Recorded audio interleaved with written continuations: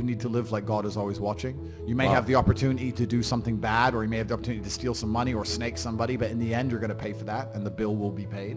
I think if you do the right thing, in my experience, if you're a person who does the right thing, firm handshake, is on time, doesn't lie to anybody, does what he's supposed to do, is honest with a good heart, is genuinely polite to everyone he meets. If you are that person, you get very far in life. I've yet to meet people who just do all the simple things right, who completely fail at life. But I've met a lot of people who snake or steal some money and they get really rich, then they lose it all, or they get rich and end up a gambling addict or depressed, or etc.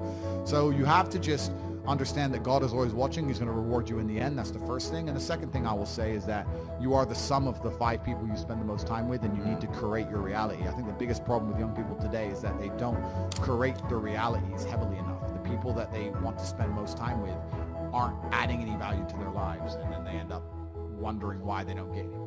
When I tell people that you are the sum of the 5 people you spend the most time with, everyone agrees. They go, yeah, that's probably true. And the 5 people you spend the most time with, that's what you're gonna end up like. They say, yeah, that's true. And then they continue to hang around with people who they don't want to be. Why? There has to be a point. There has to be a point where you sit and go, okay, you're my friends, etc., etc. I love you guys. Yeah, we can talk, whatever. But I'm on a different life path. You have to leave some people behind. If you were to come hang out with me and you were in a room with me and my 5 friends, you'd feel self-conscious. You're right. You don't feel self-conscious with your friends. If you were to come hang around with me and my crew, you would be self-conscious, and that self-consciousness would motivate you, or they would certainly instill the discipline required for you to change. You don't feel self-conscious amongst your peers. That's why you don't change. If you were to get in a room and you're the only person who ain't a fucking monster, you'd want to become a monster. If you walk through life and feel like you have nothing to prove, you're a loser. If you wake up each day and go, I don't owe anybody anything, I don't have to prove anything to anybody, then you are a loser, because you are absolutely not being correct. You must prove yourself to other people. You must prove yourself to your bloodline. You must prove yourself to God. God hates the lazy. He can't stand them. If he gives you all these genetic dispositions and these natural God-given gifts, if you have 2 arms and 2 legs and you can think, and you're not trying your absolute best, that's the reason you're not lucky. He doesn't like you. He likes the people which show him the beauty of his own creation. He likes to give somebody building blocks and then to build something amazing. It's the best thing about being a man. You have to build who you are. God loves to see that. Those people, for some reason, seem to be enormously lucky, right? The person who goes, I don't have to prove anything to God.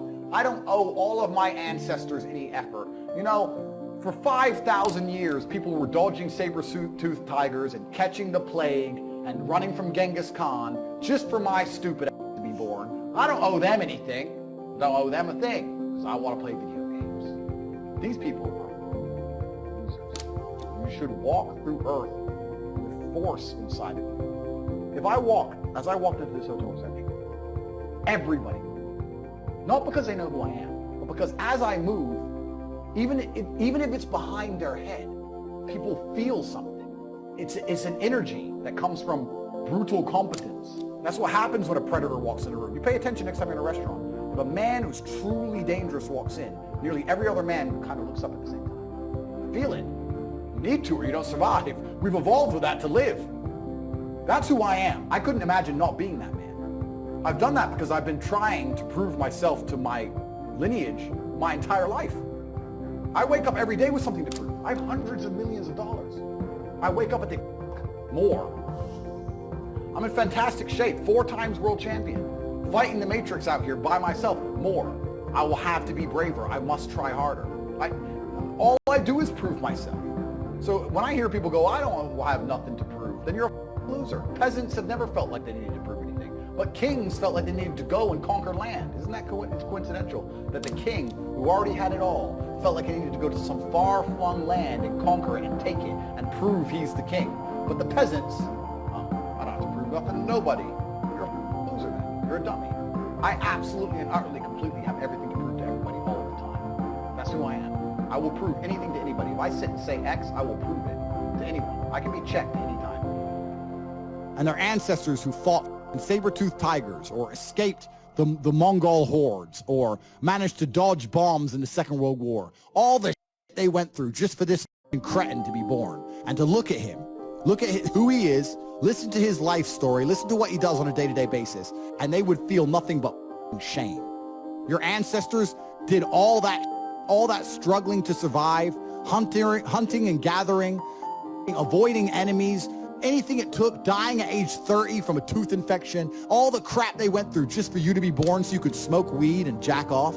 That's what your ancestors died for. That's what they worked so hard for. That's who you are. That's the end of your fucking bloodline. Do you feel no shame? It's fucking shameful. My ancestors will look at me and think everything we went through was fucking worth it. Your ancestors will look at, most of these people, their ancestors look at them and feel nothing but fucking disgust. Well, I guarantee even their fucking living relatives, their living parents aren't even proud of them.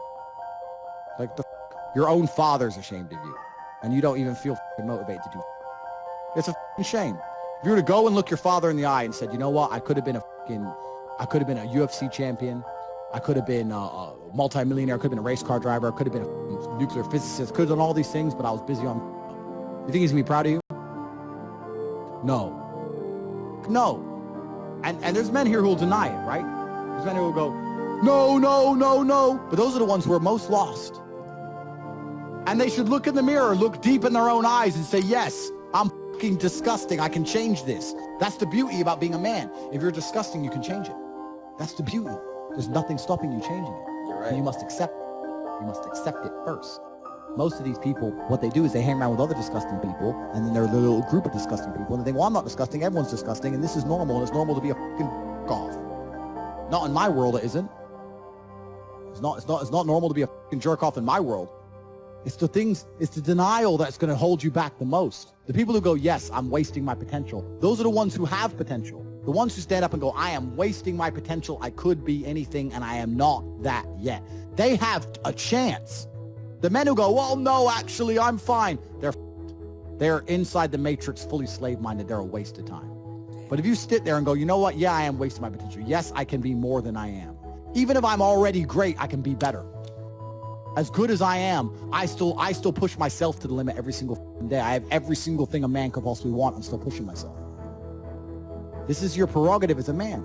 You need to be instilled with a sense of duty to your bloodline. You must want it. You need to want it deep inside your soul. I can't die as anything less than emperor.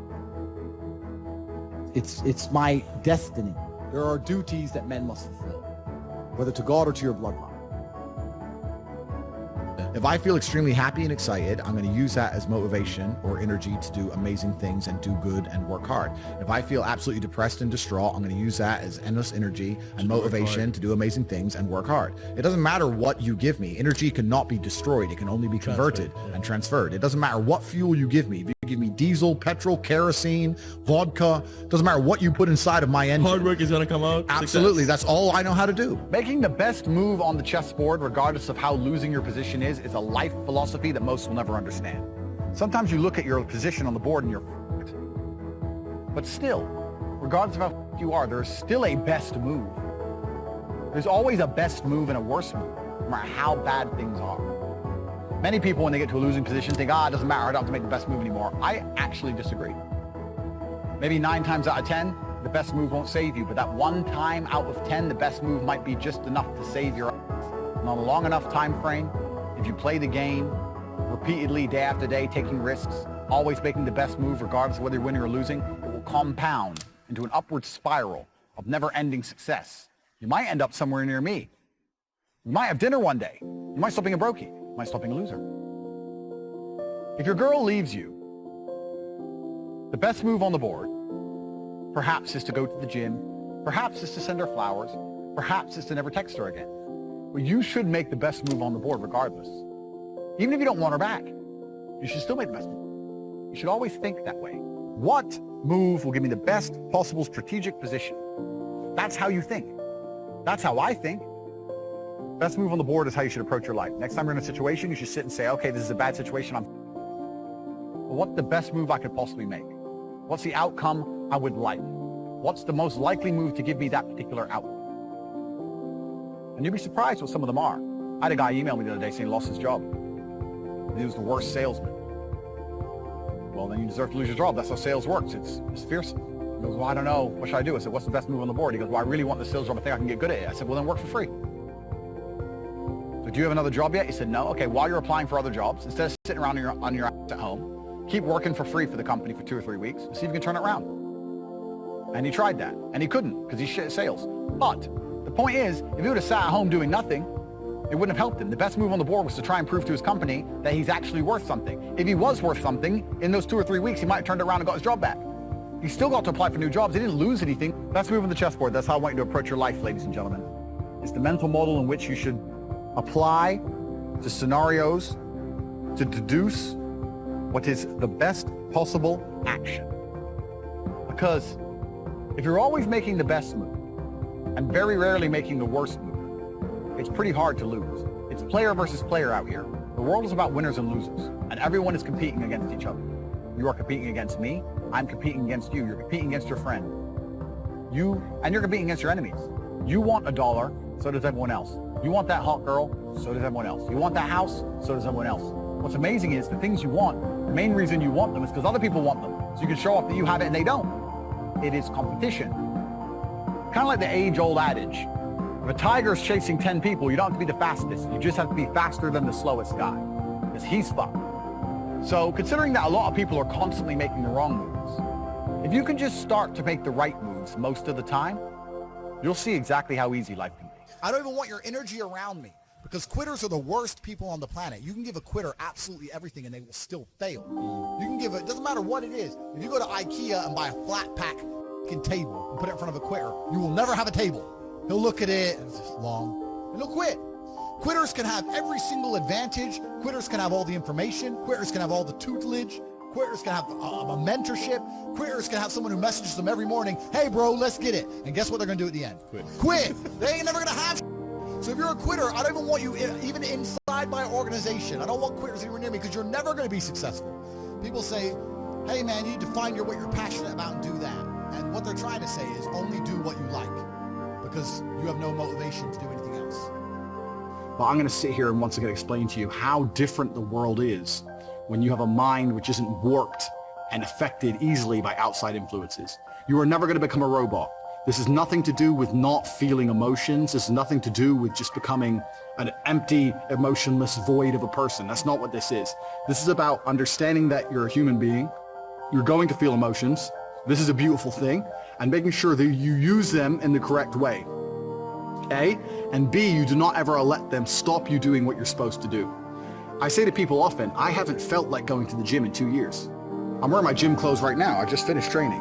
I haven't felt like training in 2 years. After 10 years of professional fighting, after giving my life to exercise, genuinely, I have not woke up and felt like, oh, I really want to train. I haven't felt that way in a long time. That's why I retired from fighting. But I have still gone and I have still trained regardless of how I feel. So this is one of the tenets, and there's going to be a lot of things you're going to learn, of an iron mindset. It's the ability to not let your feelings affect you, and sometimes to do the complete opposite of how you feel. Because you're not going to very often feel like working hard. You're not going to always feel like doing the right thing. You're not always going to be motivated. The idea that you need to be constantly motivated shows how weak your mindset is. I don't need motivation to go to the gym. I can not want to go with every fiber of my being, and I will still be there, because I use my cerebral ability, I use my mind, and I logically decide what I'm going to do with my day regardless of how I feel, regardless of whether I'm motivated or not. Because that's all life is, and that's all the world is. Life is just getting things done, doing the right things, doing the important things, making sure they're done efficiently and thoroughly so that you live the best possible life. It's as simple as that. It's not particularly complicated. I'm not going to be, and I don't want to be, one of those guys who's like motivation, inspirational. I've never been one of them people. I don't believe in motivation, inspiration. I don't believe in that crap. I don't believe that you need motivation to get things done. I'm not going to sit here and just talk a whole bunch of motivational things to make you feel good. What I'm going to do is I'm going to tell you the things I always did that allowed me to put together the mindset I currently have. So, if you look at any story, literally any story with a hero in it, they all have one thing in common. And that thing is that there's always a villain. You cannot have a hero without a villain. It doesn't matter. You can think of any superhero, any comic book, any book you can think of, any movie, there's always a good guy and there's a bad guy. So for the good guy to exist, there has to be a bad guy. There's no other way for the duality of the universe to continue without this basic tenet. So you want to be the good guy in your story. You want, and in every, I've said this before actually, as a man, life is going to be difficult. It's more difficult than being a woman. It's more difficult than anything else. So it's very easy to see yourself. Life is actually easier as a whole if you see yourself as a hero. Because in every single hero story, the hero suffers. He has a hard time. And if you understand that you're suffering because you're a hero, then the suffering begins to make sense. So you can be sitting here right now going, my woman doesn't respect me, I have no money in the bank, this is difficult, I'm struggling here, I'm struggling there. You can feel sorry for yourself, or you can say, yeah, my woman doesn't respect me, I'm struggling, I can't make money, but you know what, that's because I'm a superhero, and my life's going to be hard, because I'm a man, and as a hero, it's going to be difficult. These are the tests and the trials and tribulations I have to go through to become someone. Every single male superhero went through a whole ton of before he became superhero. You've seen the Batman movies. His parents died. He was locked up in jail. All these bad things happen, and then they emerge as the hero. And this is done for a reason, because it's the reality of life, especially as a man. So right now, you have to understand that you're the hero in this movie, and if you're struggling for a very important reason. And how you handle these struggles and how you deal with these struggles are going to decide the kind of person you're going to be afterwards. You're either going to be a superhero, or you're going to succumb to them and you're going to fail. So be happy that you're struggling, because that's important. That's the first thing. Second thing is, there has to be a villain. Now, most people think their villain is someone else. You see this all the time. The villain's the opposite of the hero. So if you're sitting at home and you haven't got much money and you're broke and you're pissed off and you're depressed, and you look at me and I have 4 supercars and all these girls, I'm traveling the world, I go everywhere I want, you may think I'm your villain. People look at other people and say, oh, that guy has this guy has this, and they become envious. They think that's the villain. That's not true. That's not the case, because every single person has different circumstances. There are things you have that I don't have, and there's things I have that you don't have. So I may have had a genetic gift over you, for example, because I'm a fantastic kickboxer. But you may have been born more wealthy than me. I was born in a very, very poor family. So I had advantages and disadvantages. You had advantages and disadvantages. So comparing yourself to other people is asinine, and it's inane because it's not a level, fair playing ground. There are some people who are born to millionaire parents who are gorgeous, model, good-looking, and have 6-packs without trying. Some people are lucky like that. That's just how it is. So comparing yourself to these people is not going to help you. Your villain is nobody else. Your villain is someone you're going to create. And you're going to create your villain because he's going to motivate you to be the most powerful hero you can possibly be. So you're going to create your villain. And this is the task for the first week. This is a 6-week training course. And over each week, you have a very important task. And the task for this week is to create your villain. To make sure that there was no disadvantages involved, your villain's going to be a clone of you. But what your villain's going to have is he's going to have some things you don't have. And your villain is going to be the person who basically, without requirement for motivation, without being, no matter how he feels that day, no matter how stressed he is from work, regardless of what happens to him, your villain's going to be the guy who always does exactly what he wants to do. So your villain's going to be the guy who goes to the gym regardless of how he feels. Your villain's going to be the guy who approaches every beautiful girl he ever sees and says, hey, I really think you're beautiful. Goes over to him and talks to them. Your villain's going to be the guy who asks for a raise at work. Your villain's going to be the guy who does everything he wants, regardless of how he feels, regardless if he's not motivated or not, regardless if he's shy to talk to that girl, or people are watching, or his ankle hurts, he doesn't want to go to the gym, whatever. Or he thinks his boss is going to fire him. Your villain is that dude who does anything he wants to do. You have to sit and you have to make a list of all the things. You have to sit there and say, if I did everything I wanted to do, if I were to be the best version of myself possible, what would I do? Okay, well, I'd go to the gym every day. I get up at 6 a.m. and I'd go to the gym every day. You write that down. My villain's the kind of guy who reads really important books. I say I don't have time, but my enemy, this villain, he reads books. He finds time. He doesn't watch TV ever. He doesn't waste time ever. He doesn't eat junk food. He reads books. Writes it down. And you have to make a list. Now, this list at first should be easy for you, but then you're going to get to about 7 or 8 things and you're going to stop. No, this list needs to be 25 to 30 points long, minimum. This guy you're building, your arch nemesis, you have to write down every single quality about this guy. What he does. He goes to the gym every day, 6 a.m. He doesn't watch TV. He doesn't eat junk food. He goes up to beautiful girls, etc., etc., etc. 25 or 30 points long. Because this is going to become your enemy for the next 6 weeks of training. You want to become a hero, you need someone to battle against. This is who you're battling against. You're battling against a better version of yourself, a version of yourself that doesn't succumb to how he feels, but does what he's supposed to do anyway. So this is who your villain's going to be. And when you're writing down this list, all the qualities your villain has, imagine what this person looks like. You have to put genuine effort into this. You have to imagine what he looks like, imagine how he walks, imagine how he talks, imagine what people think when they see him. Imagine how different you would be if you had been going to the gym every single day for an hour and a half, every single day for the last 2, 3, 4 years. Imagine it. Imagine how differently people would look at you. Imagine how differently females would treat you if you were jacked like that guy would be. You have to sit and you have to put down all these qualities, and then once the qualities are there, 25 or 30 minimum, then you have to imagine what kind of person this is. You have to imagine what he looks like, what he talks like, what he thinks like. Imagine how he views the world, because this is who you're going to be battling against. So you have to put genuine effort into constructing this person and understanding this person. The reason I'm saying do this is because this is what motivates me every single day. When I was training for a fight, the reason I'd always go train is because I knew my enemy was training. But when I stopped fighting professionally, I thought, well, what enemy do I have? And I realized I had to create my own. So when I don't feel like going to the gym, I imagine I've built my own enemy. I won't even list all the things that my enemy has. He has a whole bunch of shit I don't have. And he would be an nearly impossible person to beat. But when I sit and I don't feel like going to the gym, I know my enemy's training because he trains no matter what, regardless of how he feels, regardless if he's pissed off or if there's traffic or it's raining or he's tired. My enemy trains. When I see a girl and she's beautiful, but all her friends are there, I'm afraid they're going to laugh at me. My enemy wouldn't give a f***. He'd go over there anyway. That's who he is. He's a man. So when I understood who I was truly battling against, then you have two choices. You either rise up to try and take him on, or you become a little pussy. You have the choice. Do I want to lose to this man I've created and I've built? Do I want to lose to him, or do I want to beat him or compete with him? And you have to make a choice, and you sit there and go, well, I know that the person I created in my mind, my arch nemesis, would go over there and he'd talk to all the girls. And he'd f*** two of them, let alone one. This is an extremely important facet. And for the next 6 weeks, we're going to be doing lots of things that are going to revert back to the enemy that you've created. So you have to put genuine effort into putting together this person. You have to imagine everything about them. From start to finish, you have to imagine standing next to them. If you were standing next to this guy right now with no shirt on, who would girls want to, who would people respect? And the crazy thing about all of this is that this person is you.